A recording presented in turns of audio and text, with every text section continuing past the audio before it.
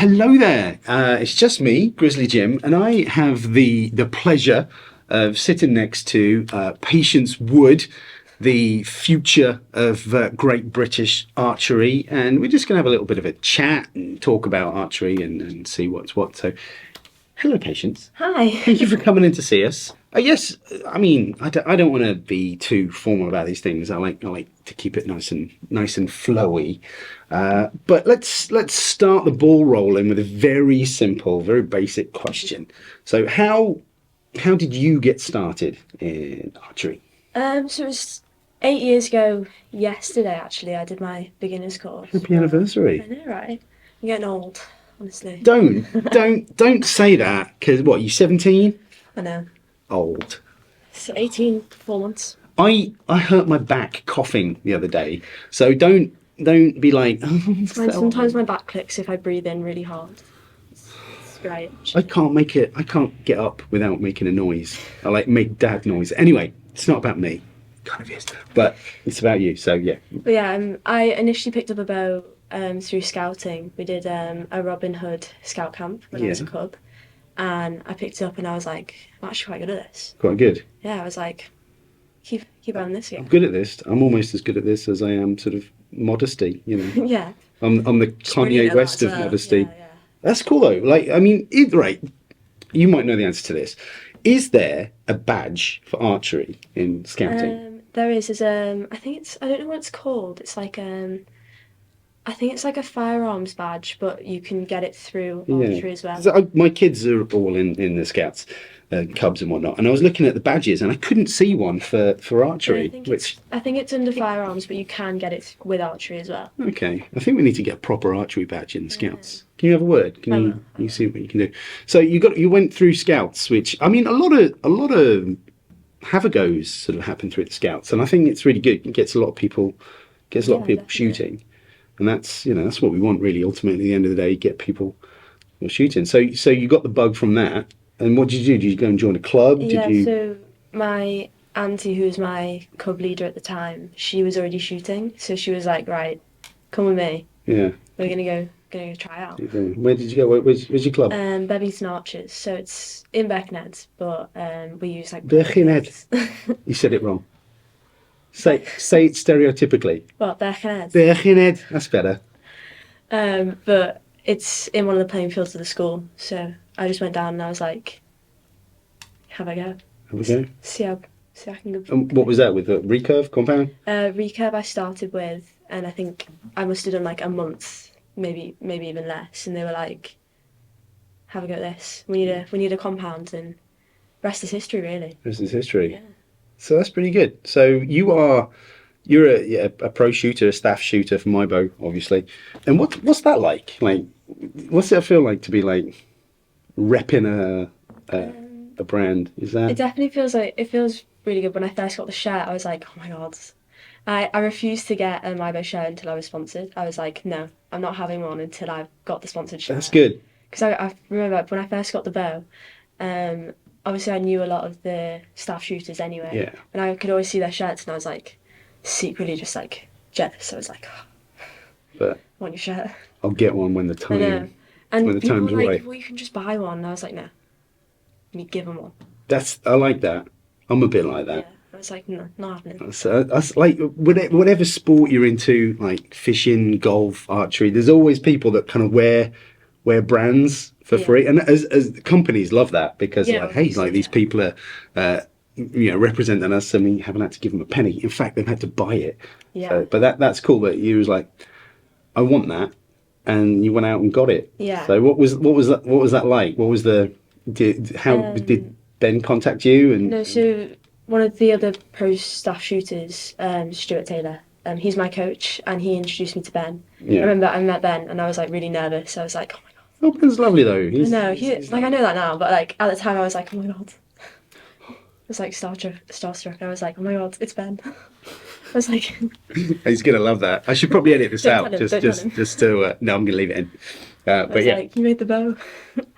And I just spoke to him, and at the time he was like, we've got a lot of female archers already, and you need to prove yourself.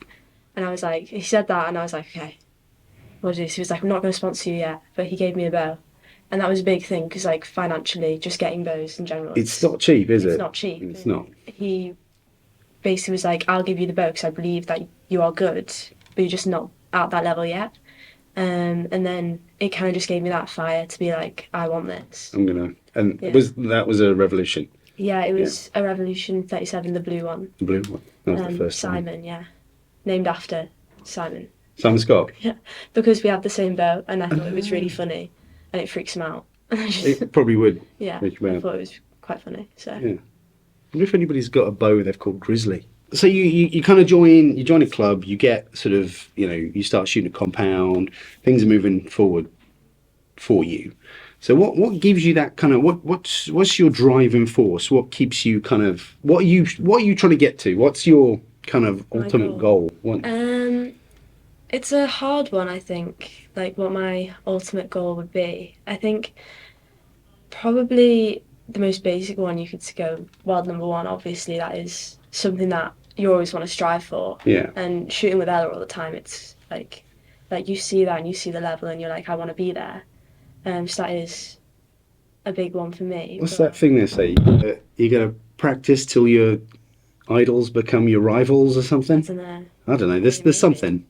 That's a thing, isn't it? Yeah. You've heard, yeah.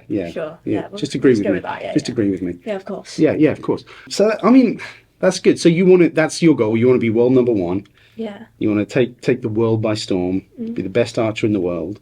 Yeah, that, and one of my other goals is just like bring more people into it, like represent archery as well. Like I do a lot, I go into schools a lot and I'm like, I talk about not like mainstream sports might not be for you, but there is a sport. There's always a sport for somebody, yeah. So I do that a lot and think because when I was growing up, that was very much, I like still to this day cannot kick a ball at all. Yeah. I'm like rubbish, genuinely. Like it's like a crime. Yeah. I'm not good at conventional sports either. Although I always played weird sports. Like I always got into like the weirdest sports. Like I played ice hockey for years. I can ice skate better than I can walk. Oh no, I can't ice skate for anything. But yeah, I so can kind of roller skate, but I can't. Yeah. I can't ice skate. Like genuinely, you know those little penguins that the kids have. I can't even use them. Oh bless you. I'm like that bad. That is bad. That is bad. It's bad. Yeah. I'm trying to think what other sports. I've done baseball. I find these niche sports that nobody plays, so I can excel in them. My brother played ultimate frisbee, and I thought that was like. I took my kids to the park the other day, and we did frisbee golf or disc golf. Yeah. I was really bad. I'm really bad at frisbee, but no, my brother he played to quite a high standard, but then he tore his ACL. Oh, yeah. that's an ultimate frisbee career ender. That is. Yeah, but no, we've all kind of done weird different sports. Yeah. I mean, I don't know. I guess I'm maybe like a hipster or something where you're just too cool for normal sports. Yeah, I don't want to play football or rugby. I want a sport that I can buy equipment for. Yeah. And fill up my garage. Yeah. All the gear. Yeah. You finish that sentence. I dare you. But yeah, like I just like if you look through my garage, it's just like a museum of all my failures of various sports I've picked up and put down. But archery is the one thing that's been consistent in my life for nearly 40 years. I've been shooting for, but there was nothing when I was a kid. Like when I was really little, but I mean, I didn't join a club till I was about 11, 12. Oh. But I grew up on a farm and I had a little bow and I just used to run around doing that. But there was nothing I could draw from. Like the internet wasn't a thing. There was nothing on TV. It was weird. So I had to kind of find my own way. So I guess growing up now, you've always had access to sort of media and stuff. You can look at stuff. Like inspiration, like help with like. There's always videos on like how to tie this knot to improve your. I don't know, bow or something. Like the amount of times I've had to watch people like tie D-loops. I always do it wrong. It's so simple and it's like I always do it wrong, genuinely. I get the one side. Yeah, the first and I'm like, that's perfect. And then you go over and I just can't do it. Yeah, I'm the same. I'm the same. Maybe it's a dyslexic thing. I think you're dyslexic as well. Yeah, I'm dyslexic, so we've got a kinship. Yeah. But do you think that makes you a better archer? I think so. I think it means that like like you've got to work harder and you've Yeah. got to like keep going over stuff, and you just have that more like dedication to do stuff like trying. Yeah. Yeah. Yeah, that's good. 'Cause, yeah, I know a few archers who are Yeah, I feel dyslexic. like I know quite a few archers. Yeah, it's a weird thing. It's I don't know if it's something the way that the mind works, the way they can view things. I don't know. But so how often are you shooting? How much do you shoot in a week on average? Like, what's your kind of routine of shooting like? Normally I shoot quite a bit in the week. Like I want to say like 5 days. 5 days a week. Yeah, if I have competitions most weekends, so it's Yeah. normally about 5 days. But I'll take Mondays and Wednesdays off. Yeah. Because I've got physio on Monday and gym normally on Wednesdays. Wow. But That's now I've a started lot of going to the work. gym on Tuesday and Thursday as well. So No rest, basically. would you say fitness is an important part of Oh archery? yeah, definitely. It definitely just like it prevents a lot of injury and you're stronger, so you can pull more poundage, and I think it just helps a lot genuinely. Yeah, I mean, it used to be back in the day, like, I don't know, I don't quite know how to phrase it without sort of upsetting people, but like people fitness wasn't that much of a Yeah, deal. no. Like you just They got set a lot on. tubby dad bod guys shooting and that was enough. But now there's definitely, I think, Yeah, there's definitely more of a push, especially on GB. yeah, Like a lot of the older archers will be like, "Look at how injured I am now. You need to put in the work yeah, to make sure you don't become like us, basically." yeah. Well, Right, yeah. when I shot for GB, Sort of brag. I did. I went for a run. Oh yeah. Yeah, about 3 weeks before we went out. That was that was about it. I hate running. Yeah, Cardio. I don't like running. I hate it. I've got a dodgy knee, so I'm like, oh, I can't run. Cardio, can't do it. No, it's boring. I know. It's like I'd rather Yeah, if I could be on a bike or something, Yeah. like an exercise bike, and watch something. Yeah. I That's could. fine, it's easier. Yeah, But like actually going out and running, I'm too clumsy for that as well. Yeah. I just fall over a lot. yeah. It's not for me. It's not good. No. It's not good. And I like to pretend I'm really fit, and then when I go on a run, I realise. Yeah, I'm not fit. I used to be. I used to be a highly tuned athletic machine. Now I'm just a tubby dad-bodied has-been. But there's photos that prove that I used to be athletic, which is why when I go out now and Morgan takes pictures of me, I have to make sure he chest up. Yeah. I mean, would you say, because you mentioned an injury and whatnot, would you say there's such a thing as shooting too much? Can you overdo Yeah, it? definitely. I've had strains before from like fatigue and shooting in this shoulder. It's been great. I've been like, I think I had to pull out halfway through a competition because I couldn't draw my bow back anymore.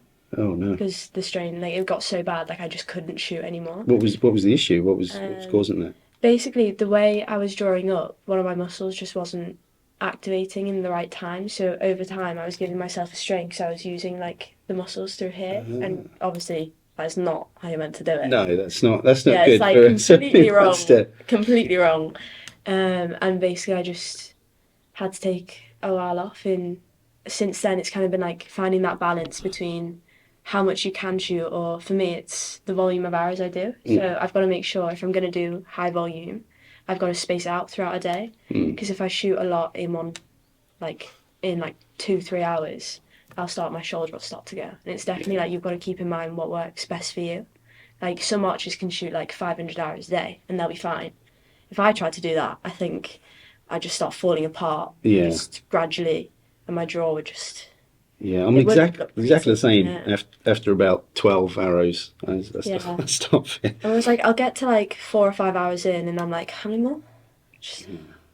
But I suppose that's what you got to do. The dedication. You got to put yourself out there. You got to, because like you don't win really unless you put the work in. Yeah. I think it's. Tell me if I'm wrong, but it's one of those things that there's a definite kind of not risk reward, but you put in what you get out what you put definitely. in. And if you put in the bare minimum, you get the bare minimum. And I think the people at the top of their game are the ones that do get up really early and get to the gym or get to the range and shoot. And there's always a purpose to shooting, I think. Yeah, definitely. You can see like talent can only take you so far. So when you get to that high level, you have to put the work in. Otherwise, you're just not going to improve. Yeah. And you can definitely see it in like archers that I know they'll say themselves.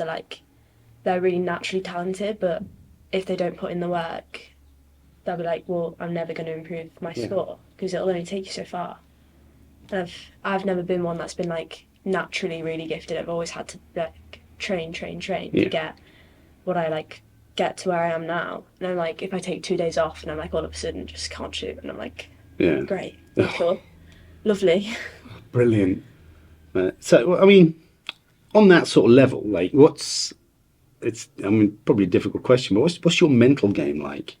Like how much of it comes down to, because surely you'll get to a stage where physical you're top notch. How much of it is kind of like? I think the mental side of archery definitely plays one of the biggest roles when you get to that higher level, because it can just be such a block. Like if you don't believe in yourself or your ability, or you start like panicking or whatever it is that's affecting you, it's such a big block and it'll stop you from getting those bigger scores. Like people don't realise it, but you've got to put so much work in. Like for me, it's like the confidence knowing that my shot, it will go well. Like I have the ability to do it. Yeah. Like, I can shoot a 10. And it's just believing that. And because if you don't, like if you go up to a line and you're like, oh, I'll probably throw in a 7, like you're going to, aren't you? Yeah. So I mean, you can talk yourself out of 10s quite easily. Definitely. It's. I mean, my mental game is weak, really weak. Yeah. But then again, I don't tend to put myself in kind of stressful, high pressure situations. I shoot just because I want to shoot. But the times I have, it's been a struggle. And I think we mentioned this with Ella the other day, that sort of when you're at these top end kind of competitions, everyone there is good enough to be there. Yeah. But it's like who's got the fortitude on the day to do it.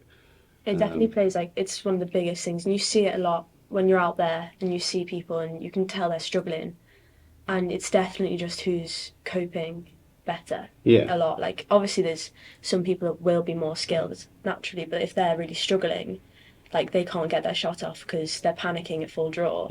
Like it doesn't matter how good you are if your mental side, like if it's not strong. It's a big part of archery, I think, sort of mental game. It's one of those things that on the surface seems very physical, but there's got to be a huge amount of mental involved, because it's, what is it, the human body can only concentrate on something for like 45 minutes max or something, really. So you really got to push yourself. That's awesome. So Patience, what's your biggest achievement in archery so far? Oh, that's a difficult question, I think.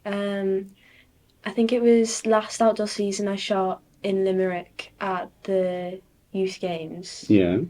And I got a bronze medal in the mixed team with one of the other archers, AJ Scott. And that was probably the biggest medal I've gotten. But I think the thing that I like value most as one of my bigger achievements is shooting for the seniors recently in Shanghai. Because are you still classed as a junior at 17? Yeah. How's it work? Because back in the day, it used to be you was a junior till you was 18, then just straight away senior. But there's a step now, isn't there? 3. So when you're under 18, you're a cadet.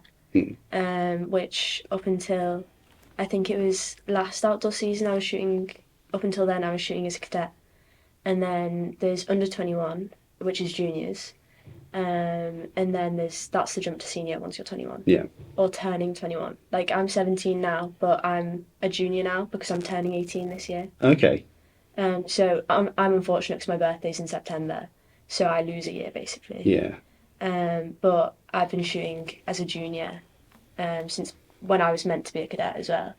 And I shot for seniors recently. It's got to feel good, isn't it? Yeah, like, definitely. So being with the big guys to it's like I was definitely viewing it as like just a way to like grow and like see when I go to a junior competition now. Hopefully, I'm not as nervous. Was one of my things. I was like, if I go to this massive competition, I'm like, you've been to that next level. It's nervous. It's like not to diminish obviously. a junior competition, but you've kind of surpassed that, and I suppose that's really good way of looking at it. Yeah. I imagine that is a real good sort of confidence booster. Yeah, and it was a way to like just grow a lot in my archery and see all these really well known, just amazing archers just surrounding you on the field.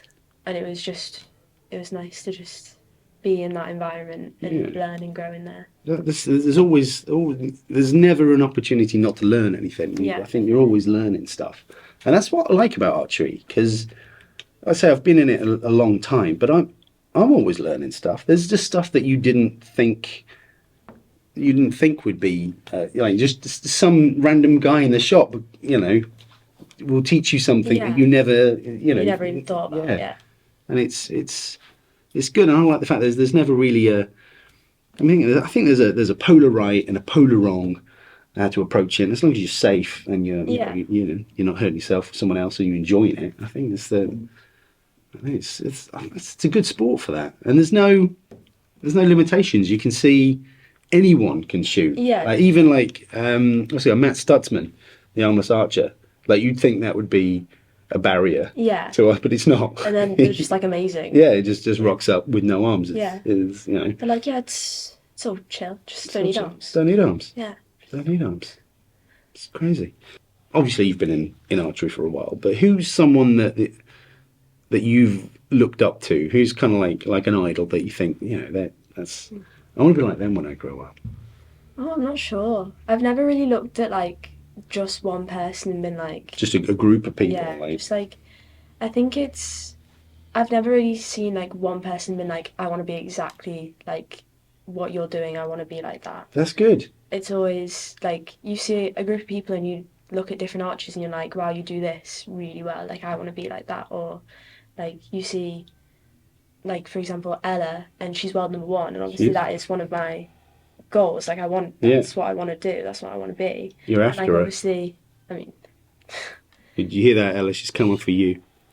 she's an inspiration. Like, I look up to her in that respect. But She's then, fantastic. She's so lovely as well. yeah, but then you see other archers, and then even like people that aren't on like a GB squads or anything, but you see them and the dedication they do, and you are like, I want to be like that. Like, or I love it when I'm teaching a beginner and like they're really excited and they're really like just like amazed by these bows, and you're like, I wanna be like that. I wanna like have this enjoyment. Do you miss that though? Like, when you first got into archery, there's a little bit of something that you get really excited about, and it's one of the, naturally, I think, as you go, it wanes a little bit. And I was in the woods not so long back, and we were sort of going around the course, and there was a group of new guys that had sort of started coming in behind us.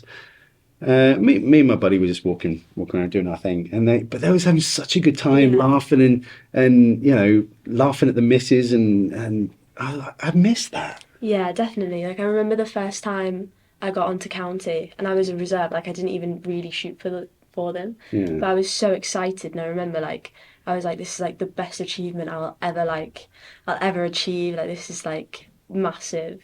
And now, like, you normalise so much. The more you do it, like, the more internationals you do, the more medals that you get, you normalise it. Yeah. And, like, I'm really bad for it. And, like, they're not things that, like, once you do it so often or shoot so often, you stop being, like, proud of those things. And, like, looking back, or you see these beginners and they're so excited, like, they've hit the boss. And you're like, I remember when that was what I was like, oh, my God, this is amazing. Yeah. I think that's if you can recreate that feeling, then you've won archery. Yeah, definitely. That's how you win archery, I think. You are shooting at a pretty high level now. Let's say there's someone else a few years younger than you, just picking up the bow, getting into it. What advice would you hand down, if you could hand down just like a handful of bits of advice to an aspiring young archer? What would you say? Probably just not to take it too seriously. Like, I always find like I'll start getting like really wrapped up in like wanting to chase this score or be this level, and then once you, like, let's say the first time I got a 690, immediately I was like, oh, I've got that now. Like, what's the next thing? And I think it's definitely like, looking back, if I were to tell like myself or some of the other archers I know, I'm like, don't start chasing things. Like, enjoy the moment. Like, look how like you're amazing. Like Yeah. you're doing this. You're doing really well. So let Just don't the take it all scores too come. Just seriously. enjoy the journey. Just enjoy it, Yeah. basically. So I've never in all my years, like I 100% treat archery with respect. I always have done, but I've never taken it seriously. Well, the one time I did take it seriously, I didn't enjoy it.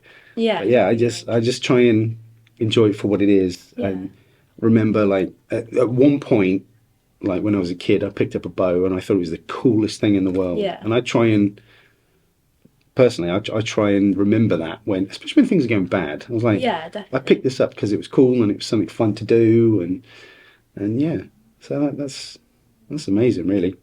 Have you got any little sort of rituals that you kind of do before you get shooting? Are you superstitious? Oh yeah, very Like, superstitious. you Yeah. gotta do what do you end up doing? It's like I won't wear like anything new to a competition. Like I have to like this shooting shirt. I wore it for the first time at a competition. I was like, oh my god, what if it's unlucky? I was like, what if I shoot badly and it's because of the shirt?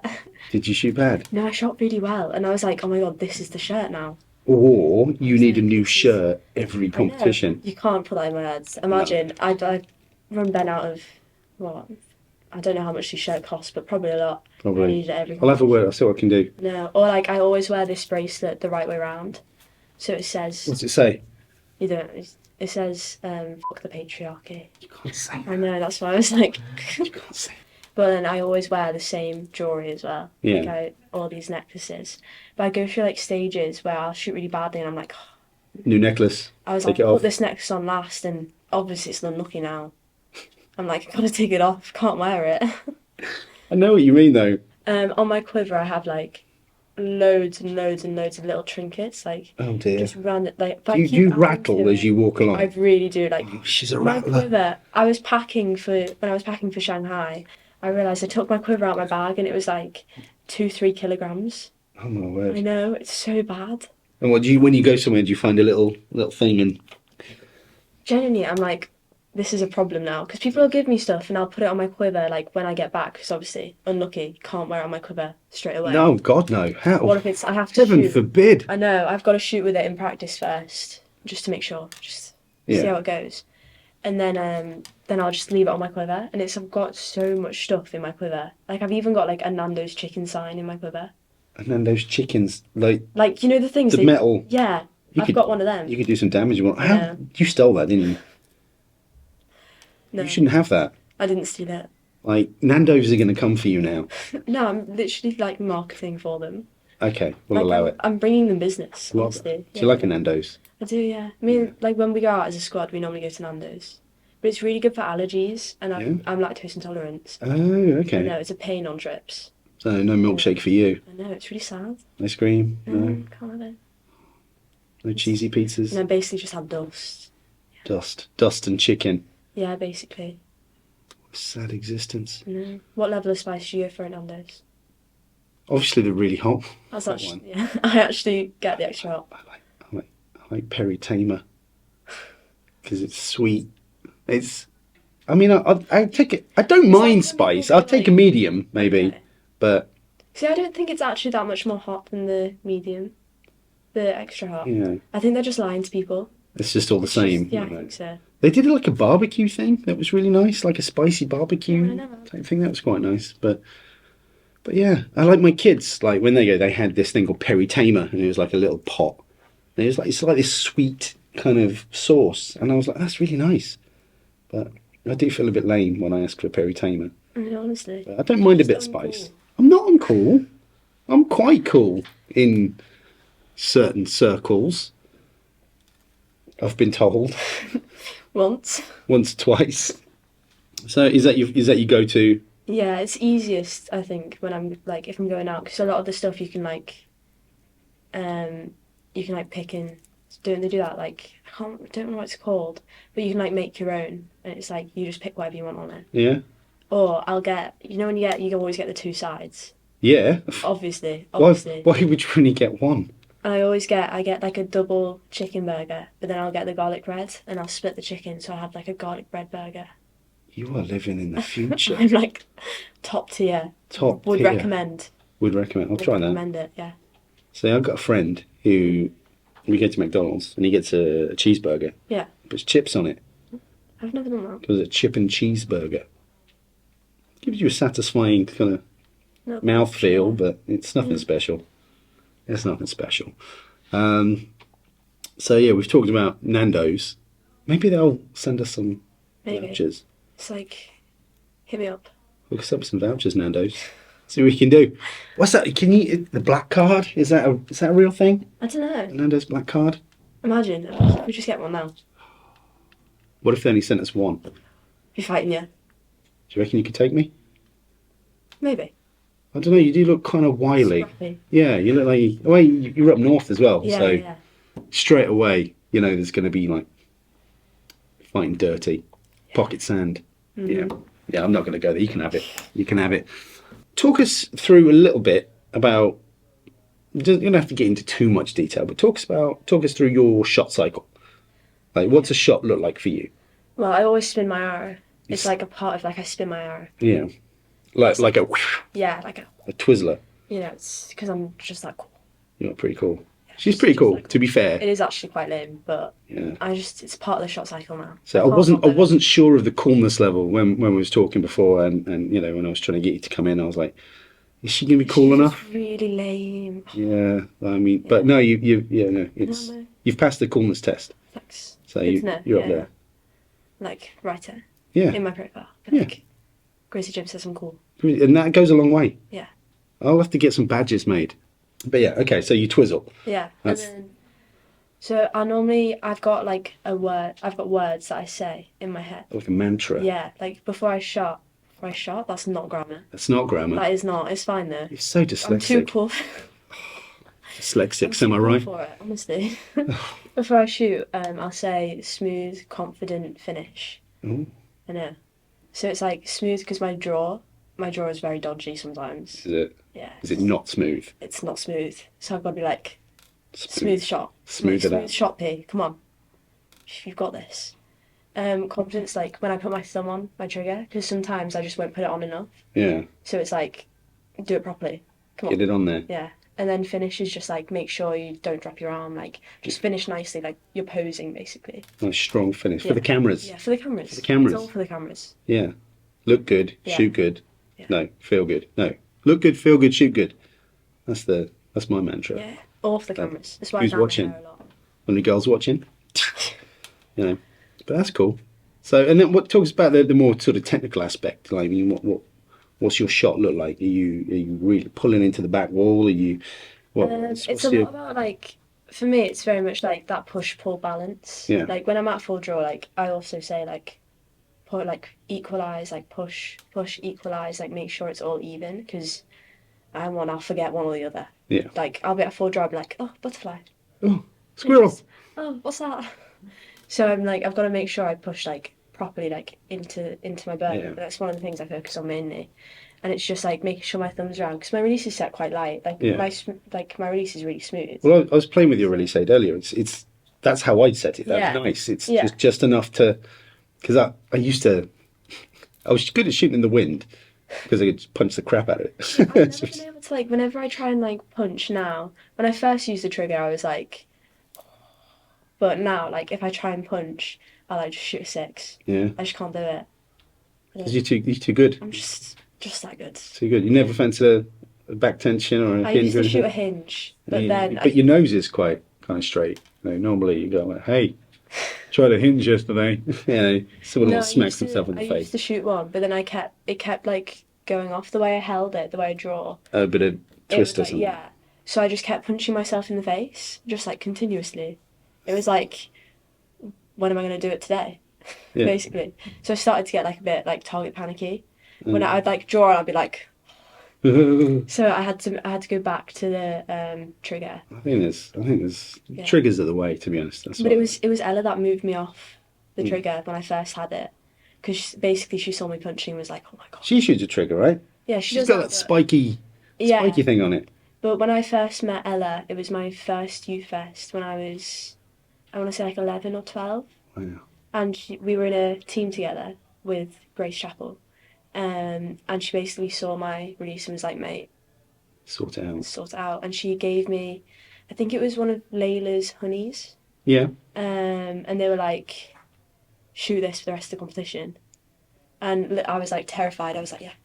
I was like, okay. I was like, okay. Did it work out? Yeah, we did all right. I think we came fourth. Okay. Yeah, so it was fairly decent. And then from then I just started shooting a hinge up until I think it was the European Championships, and we were on a finals field. My release aid went off when I was drawing up because we were on a time limit. I think I got on the line with 6 seconds left, and I was like, you just went for it. And I was like, I've got to just go, try and do it. And my arrow like just shot. I hit the podium, second place podium, which is where we came. So that was you then. That was you. I was like, I'm voodoo on it. predicting this. Yeah. I was claiming that spot. I was like, yeah, I signed it and everything. We'll stand over there. Yeah, I was That's like, right, it was yeah. against Turkey, and I remember just being mortified. I was like, oh my god.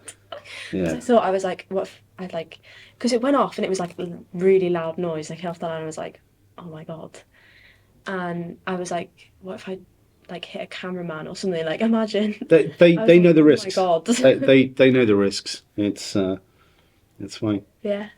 So You just get more cameramen. because I was basically just like, I can't shoot the hinge anymore. No, so you went to a trigger. Yeah, I stole Stuart's victory. They're nice. You got the brass one as well, isn't Yeah, it? I like it. It's really really heavy, weighty. You yeah. can do some real Yeah. damage with that. Yeah, just in case anyone. Yeah. Like, In case you got any patriarchy, you can yeah. duff it in the face. We'll actually finish up properly now. Yeah. Got 11% to do it. 11%. We can do it. We can do this. Well, I thank you so much for kind of coming in and you've come a long way from all the way up north down to are we Midlands here? East Midlands? No, Nottingham, isn't it? Yeah. Thank you for coming all this way and talking to us.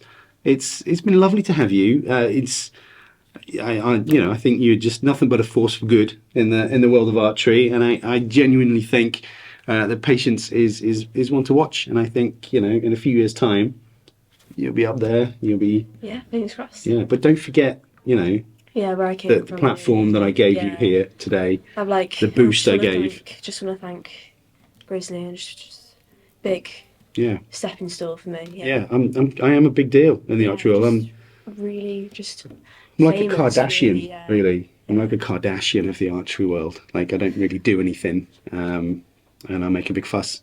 Yeah. And got a big bum. But yeah, thank you so much for coming in. No, it's had a lovely time. Yeah. And yeah, so I've been Grizzly Jim. Yeah, been Patience Woods. And yeah, we'll see how what the future holds for young Patience Wood as the future unfolds. But thank you very much. You take care, shoot straight, and I'll see you on the internet. Bye-bye. Hey, was that all right, Morgan? Yeah, I'll do. Do you need an arm brace or anything?